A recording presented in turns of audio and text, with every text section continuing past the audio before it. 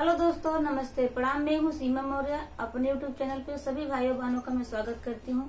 और आप सबके बीच में मैं एक चुटकुला नाचगीत लेके आई हूँ। कैसा लगेगा कमेंट करके जरूर बताना। मेरा चैनल है सीमा रंगत, आप लोग सर्च करके जरूर देखिएगा और कमेंट बॉक्स में बताएं हमारा ये गाना कैसा लगा। धन्यवाद आप सबका।